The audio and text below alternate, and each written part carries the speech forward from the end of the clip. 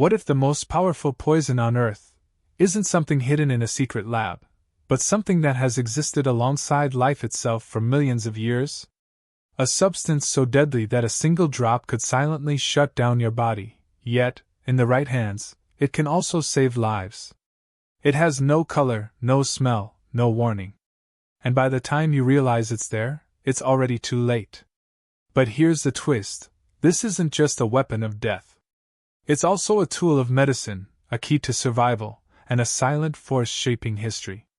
So what is this substance, and why does humanity still use it? Long before modern science gave it a name, this toxin was already part of human history, hidden in nature, waiting to be discovered. It originates not from machines, but from life itself. Produced by microscopic bacteria, this substance, known today as botulinum toxin, was first noticed not in laboratories, but in tragedy. In the late 18th century, mysterious deaths began to appear across Europe. People would eat preserved meats, and within hours their muscles would weaken, their breathing would slow, and eventually, their bodies would shut down. What could cause such a silent, invisible death? A German physician named Justinus Kerner was among the first to study these cases. And here's what makes his discovery fascinating. He didn't just identify the poison. He imagined that, in tiny controlled doses, it might actually be used for healing. Imagine that, turning one of the deadliest substances into medicine. Decades later, scientists isolated the culprit, a bacterium called Clostridium botulinum. It thrived in oxygen-free environments, like sealed food, and produced a toxin so potent that it could disrupt the very signals between nerves and muscles. But history doesn't stop at discovery. During the 20th century, this toxin attracted military interest. Could it be weaponized? Could something so small become a tool of war? The answer was yes, and that possibility made it one of the most feared biological substances ever studied. And yet, here's the paradox. While governments feared it, doctors began to explore it. Carefully. Precisely. What if paralysis, when controlled, could actually help patients? What if stopping muscle movement could treat disease instead of causing it?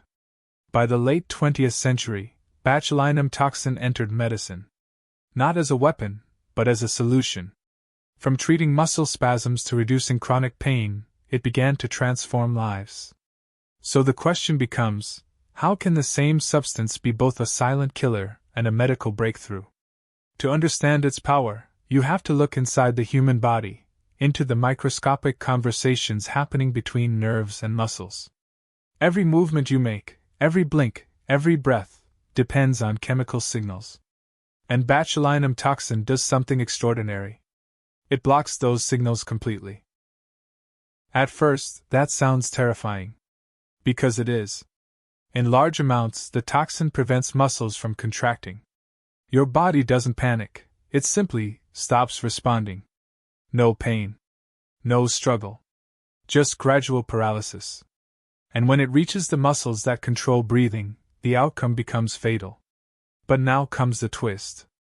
In extremely small, controlled doses, that same effect becomes incredibly useful.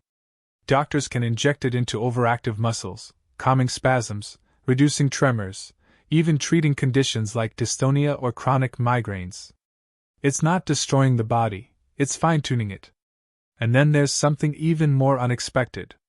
You've probably heard of Botox. Yes, that cosmetic treatment used to reduce wrinkles? It's derived from the same toxin. By temporarily relaxing facial muscles, it smooths the skin.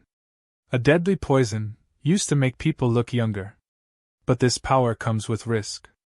Too much, or used incorrectly, and the effects can spread beyond the intended area. Muscles weaken where they shouldn't. Breathing can be affected. In rare cases, it can become life-threatening.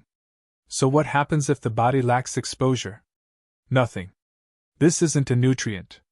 It's not something we need. But its controlled use can dramatically improve quality of life for certain patients. The danger lies not in its existence, but in its misuse. And here's the deeper truth. The line between medicine and poison isn't defined by the substance itself, but by the dose, the intent, and the knowledge behind it. Because sometimes, the most dangerous thing in the world is also one of the most powerful tools we have.